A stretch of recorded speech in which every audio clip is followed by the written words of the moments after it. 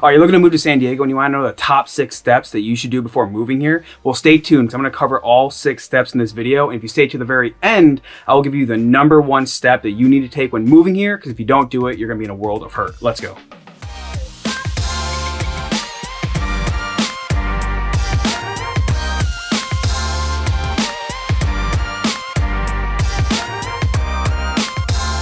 What's up, everyone? My name is Cameron Hodge. On this channel, I talk about living and moving in San Diego.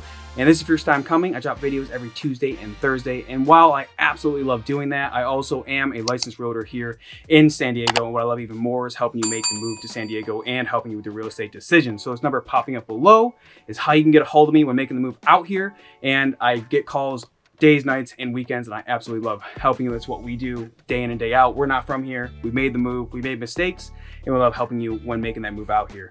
So, all right, 6 steps of moving to San Diego. So these are 6 steps that I think it's just a general overview of what you should do when making the move out here. I don't think it's a set in stone thing, but each one's going to kind of give you a general idea of what you should do when making the move out here. And the first one is call us. Yeah, absolutely. First one, call us. By the way, guys, my name's Eric Johnson. Yep. I'm a licensed loan officer. Cameron and I are both ex-military guys. So while we moved to San Diego, we had some military help, I'll say. Force. Yeah, force, voluntold. But at the end of the day, we love it here and we want to share like what you guys need to do. Yeah, absolutely. Step 1 is like call us, right? Like we've been here, we know what to do, we know the right steps to start taking. For sure, man. Because the thing about when you first came to San Diego, it was easy because I was on base at the time, but imagine if you had a family. Like, do you even know where to go? I mean, we get vets all the time that reach out and they'll be like, well, I'm looking at Oceanside or I'm looking at like La Jolla. It's like, wait, aren't you stationed in Pendleton? Yeah. And it's like, I'm like, do you even know how much La Jolla costs? Like, is that within your BAH? Well, heck, dude, I don't know. Like, right. Or my favorite thing is people will be like stationed in, let's say, Pendleton, and they'll be like, I'm looking in Santee, or this place called Alpine is really cool. I see some houses I like there. And you're like, man, we're talking like an hour and a half, 2-hour drive. Different. Even if you're not in the military, right? Like you're just coming out here. People are like, I think a lot of people leave California or maybe they vacationed here and they're like, you know what, I want to move back or I want to move here. Right. And they'll be like, well, I don't want to go to Oceanside. Like, I want to go to North County, but I want to avoid Oceanside. Right. It's terrible. But to be honest with you, I think Oceanside has become a lot better of a place compared to Vista and certain, depending where you're looking. Like, if you're looking like Fire Mountain and things like that, like. Yeah, I mean, I think solid. it really is a preference, right? Like, I like Oceanside. We're here in my office in Oceanside, right? Like, I like it. There's pockets in, I think, every area that are less desirable, right? Every city has them. Every city has them, and that's why like you really need to talk to somebody who's been here and kind of has the lay of the land. Because it changes every year. Every year. Like every pocket gets better. Some pockets are better, some are worse. Right. It really all depends. All right, step 2, and that's make a discovery trip. So one thing that obviously if you're in the military you really can't do most of the time. Probably all the time. But if you are just making the move to San Diego and you have the option to, like having a discovery trip. So one thing that I love to do, obviously on my side of the house, is I'll give people a list of different areas that they can go visit. So if they're like, I love San Marcos, Vista, Oceanside, I'll give some top addresses, maybe some big parks, maybe where the school's located, and just travel around the area. Maybe just give them like an address, like an open house when it's listed. They'd be like, hey, go here, check it out. Right. This is the neighborhood. Because if you don't travel to the area, I mean, don't get me wrong, like, very good at helping people. I've definitely helped clients who aren't here and doing virtual tours, and like I will be brutally honest when you say like this house looks great. I'm like, yeah, I feel like bars on your window. Yeah. So it's true. So you don't have to be here to make a discovery trip, but I think coming out to San Diego and driving around the entire county really, because I think people don't always realize that there's a lot going on. And just getting to experience the different areas, right? Like, hey, like go here for lunch and check out this area, right? Because while let's look at Imperial Beach, right? Like we've seen Imperial Beach, which is, the furthest south you can go in San Diego before Mexico. I mean, that place is absolutely stunning now. But if we'd had this conversation 2 or 3 years ago, it was like, you'd be seeing homeless people picking candy off the gas station. That's a true story, by the way. Yeah. Whereas now, like it really is stunning there. So especially if you have the knowledge of the area and you're like, hey, this area is up and coming, and I'm going to put that in air quotes because people say that all the time. Well, this area is up and coming. Well, every area is up and coming at some point. But the reality is if we know an area is getting ready to explode, why wouldn't I want to look there?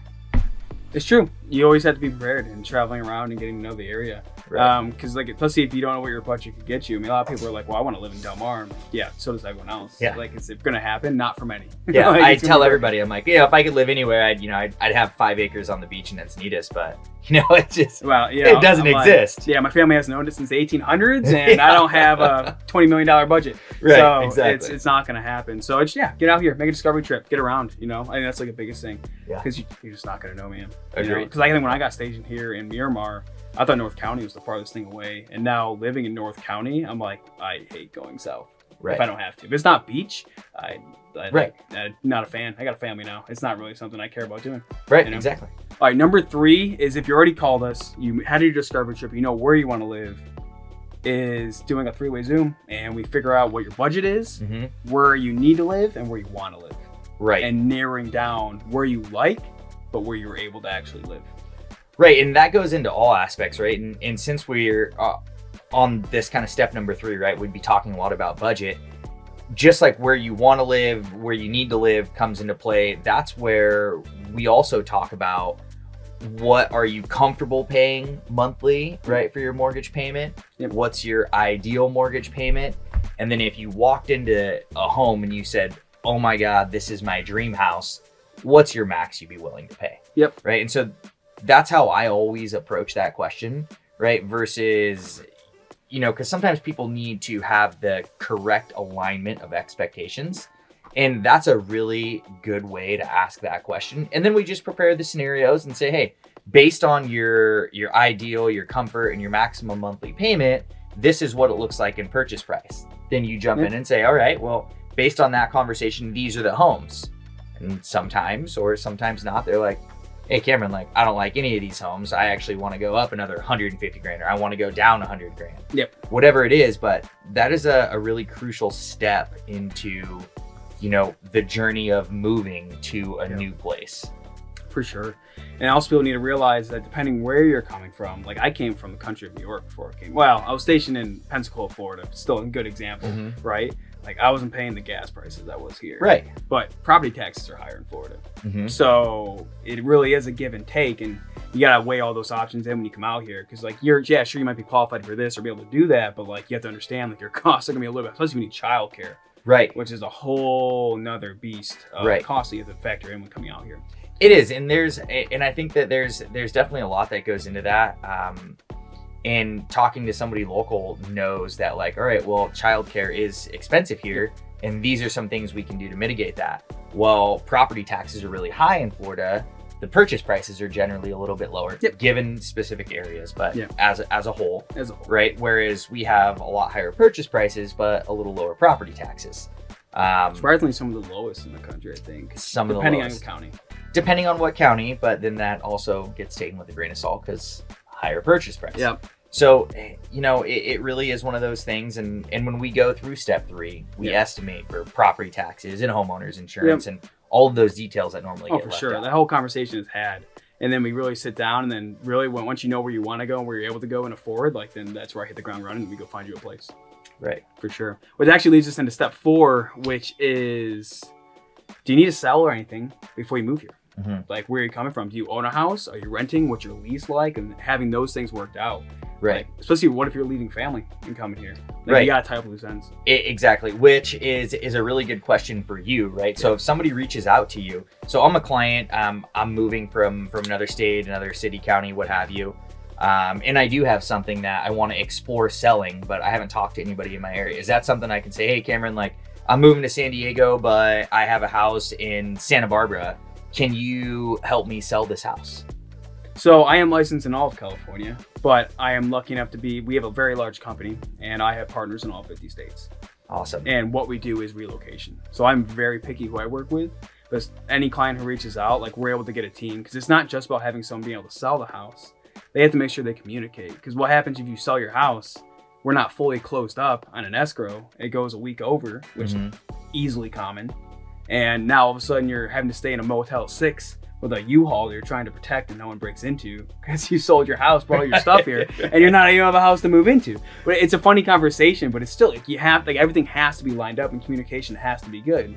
And if communication isn't there with the professional helping you leave, with you coming here, or even if you're leaving your lease and needing to break it, Right. like all that plays into the timeline of being able to close and get into a home on time. Because the goal is to have you close and be in the house the same day. Right. There's a lot that goes into. So if you guys don't know, there's a lot that goes into what we would call a concurrent transaction, meaning especially if you're selling a place and buying a place, if you're using the proceeds from the sale of your house to buy the new house. Anytime you have something that's going on concurrent, you have double the amount of people involved, double the amount of motions that might be involved with that. So there really is a lot that goes into managing expectations, emotions, and transactions when you're looking to do something like that. And that's why, I'll revert back to step one, which is call me. Because that's what they need to do, is get in touch with us so we can For sure. guide you through and when anyone process. reaches out, like usually whether it's by phone, text, email, it doesn't matter. Like usually, like if you're looking to move like sometime this year, what I always go to is, hey, like schedule a Zoom call, and we have a 3-way Zoom call, and we sit down. You don't even have to be moving now. It's good to have that conversation up front so you know what to expect. Information's power. You gotta have it. And it is too. And this is something that gets brought up to me all the time. People, I'll have like an initial conversation with somebody, and I'll say, hey, well, Cameron, let me get some numbers together for you. Like, no, like I'm not looking to move for 4 to 6 or 12 months. Like, I don't want to waste your time. Look, guys, you're not wasting anybody's time. Like Cameron said, knowledge is power. So if I have all this information just floating around in my brain, it's easily shareable. We want to share it with you. So take advantage of that. All right, step 5. I don't know if it's so much a step, but I think it's become common with having clients. We do have some clients that they think they're moving here, they get everything lined up, and they don't come. And that's like, why are you moving here? Because I think one thing that's interesting, like the military, we get very caught up with it because it's so transactional. Because we're just like, we're getting set somewhere. But for those who like aren't being forced to move somewhere, it's like, why are you moving? Right. Why are you moving? Like, why? Like, most likely, I think for most people, it's like you want a better life. You probably aren't happy where you are, so you want to move somewhere where you think you're going to have a better life. And there's going to be struggles in moving. Yeah, there is. I like to ask everybody that I'm completing a transaction with, right? Is neither one of us are transactional, right? Like very much relationship oriented, but I like to know the why behind whatever somebody is doing. Because if I know your why, I can help get you to the point of the objective, right? Reach the end of your goal. And it's just a lot easier to know the why. And it's funny because we don't ever hear anybody talk about that in the military. It's like, hey, Cameron, you're going over here, you're doing this. And like, you can't ask why, right? So I don't know if that's maybe like an old military habit, but I love to know why. Like, what's important to you about buying a home? Like, that's part of your why, right? Is it because you want to set roots down for your family? You love the school district, you want to be close to work, whatever it is, there's a plethora of reasons. But the why behind it is such a crucial part that I think it's overlooked and missed on so many transactions. And there's gonna be stress. Like, you're gonna hit a point like you're moving. Like, it's gonna be stressful. And making sure you have that baseline. And that's why it's so important for us to know. Because we really can be part therapists in what we do, and making sure we can bring it's like, look, I know it's stressful, but remember why this is happening, all the struggles you're going through. Because in the end of the day, like, we're gonna get you in a great place. You're gonna hopefully have a better life. That's the goal. I think when anyone comes moving here, especially to San Diego. Come on, like, anytime you're buying a house, hopefully it's because it's you're bettering yourself. Whether it's an investment, a second home, your first time, whatever it is, it's historically speaking, it's never been a bad decision. So I really love what I do. I know you do too. I'm sure you guys can feel the passion behind this, but it's the why is such a huge part. And I really love that. Even it is a step, but it's more of an advice, a managing expectations thing. So I definitely love that aspect. I agree. And step 6 is make the move, and there's a lot that's roped into that. I think a lot of people, it goes as simplistic as like, do you know how you're moving? Like, are you doing a U-Haul, taking a trailer? Like, is everything tied up? Like, where are you moving when you get here? Is the transaction going good? Is we're helping you purchase through? Is everything on track for you moving here? How long is it going to take you to get here? Me, when I moved, whether military or not, I've always used full service. But that's because, like, I hate the U-Haul life. I want someone to pick up my stuff, and I want them to drop it off. And now it's more expensive. But that's an expense I'm willing to have because I got 2 kids. I got a third one on the way. Like if I was moving, like when I have moved in the past, even like going like cross country with 2 kids, yeah, no, I want someone to come in, pick up my stuff, and drop it off when I get there, so I can sleep the night I get in my house. Yeah, no, and see, and everybody truly does do it different. Whereas I've never used a moving service, even my whole military career. You should try. All the times I've moved, like I'm a U-Haul guy. And the reason I am is because like I want to pack my stuff up, I want to drive to the house, I want to unload, I want to set it up, and the day I get there, the house is set up, it's done, it's ready to be lived in. But you know, my brother, he does it different. Yep. He loves the moving service, and so I've seen it go both ways, and neither one is wrong. Everything works. It's just like what works for you. Exactly. Yeah, no one tells you how to do it, but like I can give you some options of top companies that we've done, but it's like you gotta figure out what you want to do. Right. I mean, I've done the U-Haul too. I've also done friends and family, but I'm the type of guy like it always comes with a catch. Like friends and family help always has a catch. Yeah. You can't just give them beer and pizza. Like they always want more. Like, well, remember when, you know, good thing with movers, they're like, here's your paycheck. Yeah. Like now, now get out. I'm gonna enjoy my house. Yeah, exactly. Yeah, you got a point there. But all right, guys. So that was 6 steps when it comes to moving to San Diego. It's general steps, things I think that you need to do in order, roughly, when it comes to making the move out here. Yeah. But I hope you got value from it. And if you are looking at making the move out here, give me a call, text, email. We're always here. We can set up a Zoom call, whatever you need to do. But I hope you enjoyed the video and look forward to seeing you in the next one. Right on, guys. See you next time.